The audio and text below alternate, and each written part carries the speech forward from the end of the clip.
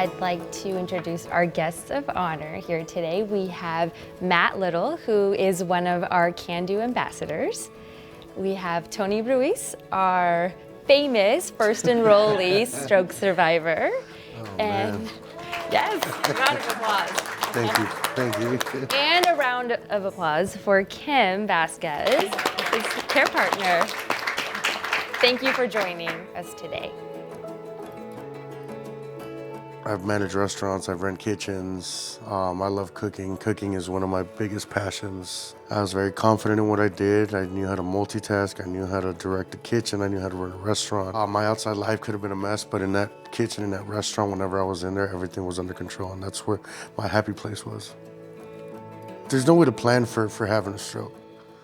And when it happens to you, it's one of the most scary things I've been through. From spending 5 days in the hospital, not knowing what the tests are, not knowing what they're doing, not knowing if I'm gonna be able to eat, not knowing if I'm gonna be able to walk, not knowing if I'm gonna use the restroom the right way.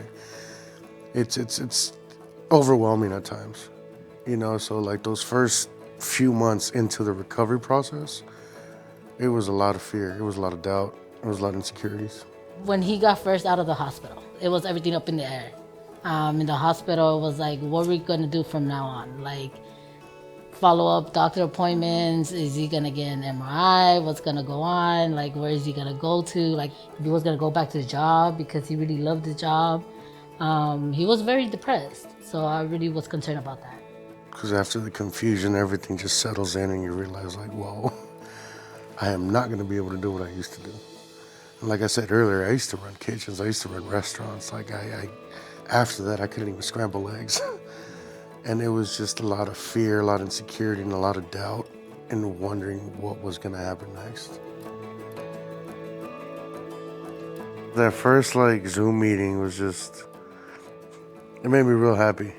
You know, it was really nice to be able to connect like that and just be raw and genuine. It wasn't like a business phone call, you know? It wasn't like a telemarketer or, you know, it wasn't one of those calls. It was just like, hey, how are you? You know, I'm Pooja, I'm your navigator. I'm here to facilitate everything that's gonna happen post-stroke and with the app if you have any questions. The biggest one was, I know you're going through a lot right now, so if this is the wrong time to talk, let me know and I could call you back later.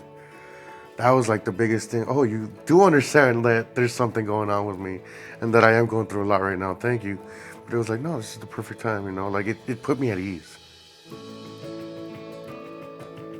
The more I started getting into the app and reading about it and reading the articles that were put together, it was a lot more empowering and a lot more comforting and a lot more, relaxing, because it was like, okay, I'm reading stuff that's happened to me, that's happening to me, that I'm going through, that other people have experienced.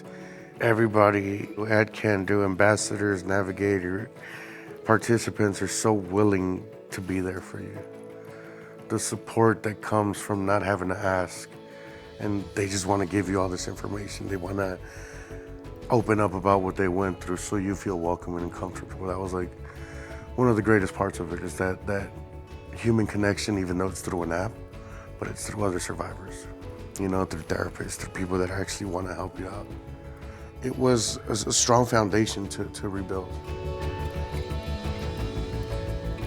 I seen the change in him, and now he's back to his job and doing everything that he used to do, and I'm very happy for that.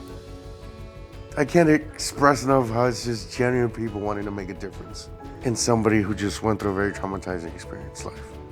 I tell Kim all the time, I am so grateful for Kandu. I tell my coworkers, I tell everybody, if it wasn't for Kandu, I would not be back on my feet. I found hope again, and I found self-worth and all that. And that's where I'm at right now.